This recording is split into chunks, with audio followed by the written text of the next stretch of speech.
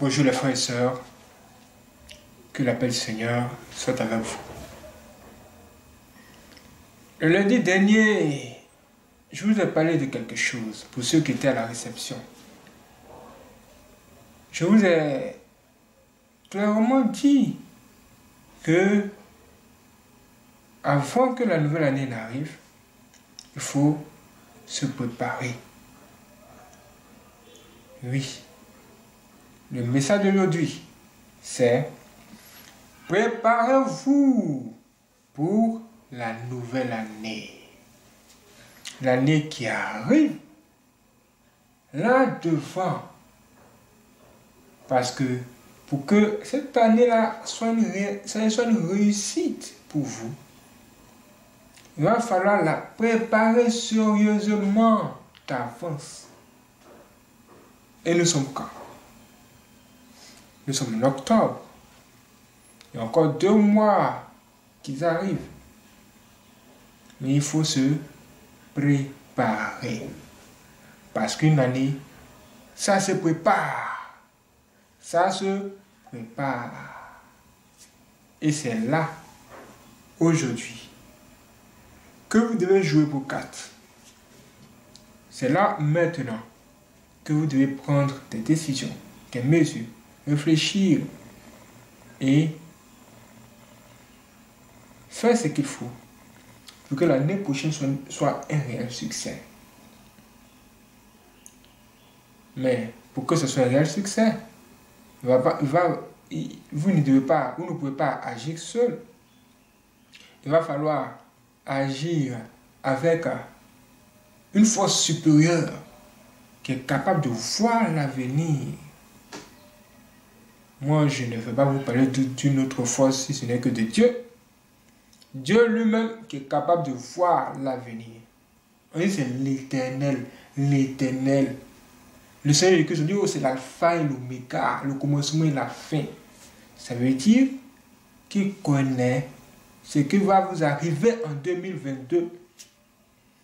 Il faut que vous permettiez de voir tous les problèmes de là-bas afin que vous puissiez être bien préparé et afin que vous puissiez avoir les solutions en même temps pour gagner temps, pour réussir l'année. Nous allons aller dans la Bible, aller dans votre Bible, dans la parole de Dieu. Prenons Ésaïe 46, le verset 10. Dans Ésaïe 46, verset 10, il a été écrit: j'annonce dès le commencement ce qui doit arriver et longtemps d'avance ce qui n'est pas encore accompli. Qui parle? C'est Dieu. Dieu, dont l'Esprit est parmi nous. Dieu nous dit que lui, il est capable de faire toutes ces choses qui sont écrites ici, dans Ésaïe 46, verset 10. Lui peut annoncer dès le commencement ce qui doit arriver. Ça veut dire que si nous voulons voir ce qui va se passer l'année prochaine, il va falloir que nous nous connections en lui. Connectez-vous à lui. Connectez-vous à Dieu. Afin que il puisse vous faire voir l'avenir. Que ce soit en songe, en vision ou par révélation. Il le faut. Il le faut. Absolument. Ça veut dire que l'année prochaine ne peut pas être préparée sans l'intervention divine, sans l'intervention de Dieu. Il faut que vous puissiez voir l'année prochaine ses forces et ses faiblesses. Quelles seront les opportunités qui vont s'offrir à vous et quelles doivent être les décisions que vous allez prendre. Et Dieu peut vous montrer tout ça. C'est pourquoi il permet qu'on vous transmette ce message aujourd'hui pour vous dire: préparez-vous. Mon frère, prépare-toi. Ma soeur, prépare-toi. L'année prochaine, tu veux que ce soit une bonne année? Remplis les conditions. Prépare-toi. connecte-toi à Dieu.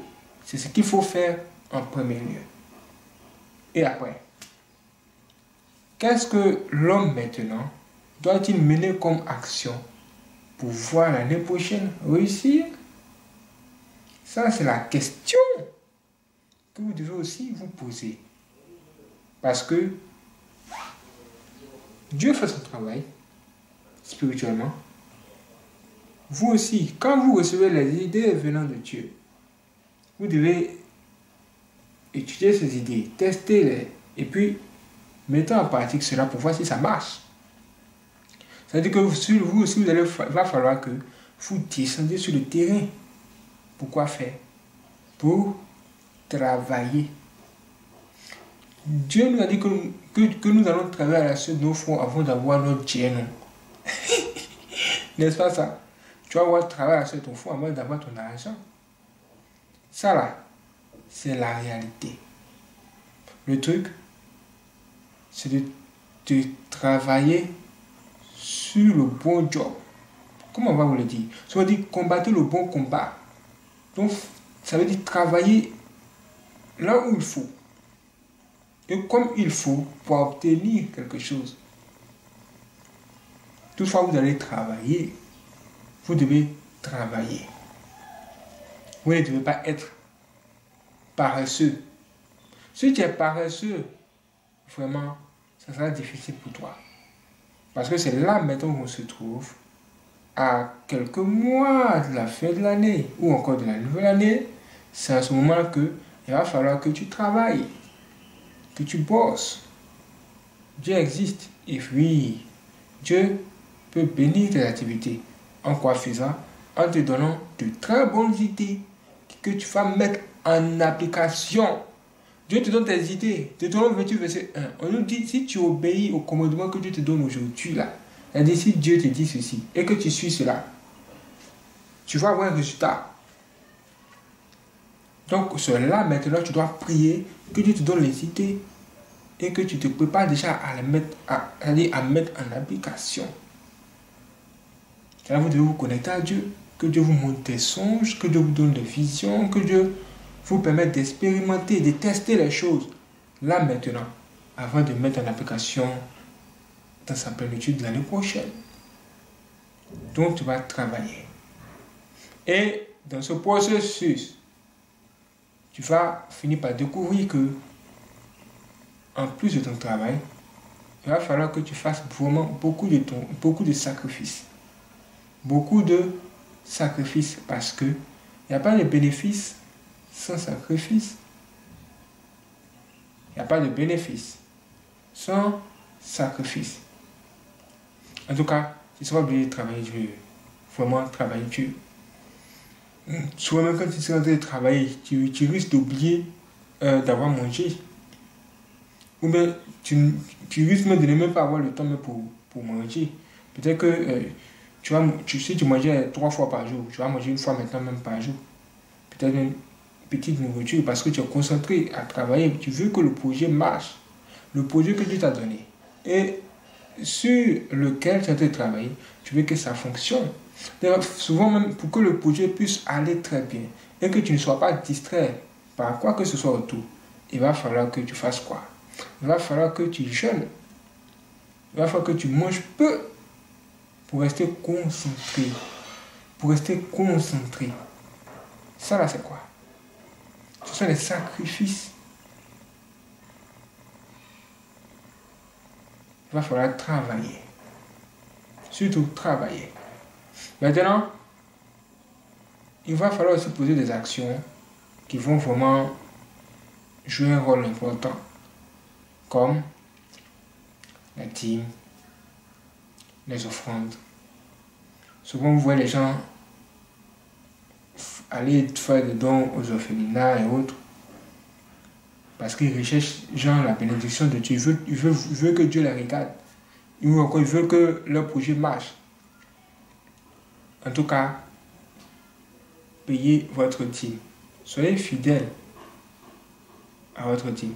Ce qui va sortir de votre travail là, à niveau de 1/10, dites à Dieu, c'est ta part.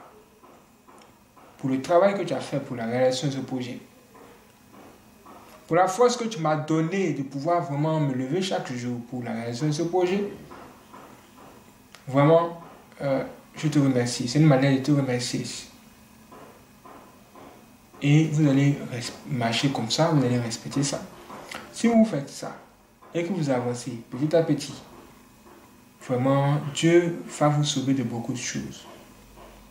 Dieu va vraiment vous aider. Vraiment beaucoup, beaucoup et beaucoup, beaucoup. Dieu a beaucoup de choses à vous montrer.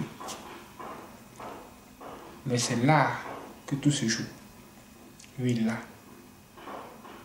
Préparez la nouvelle année.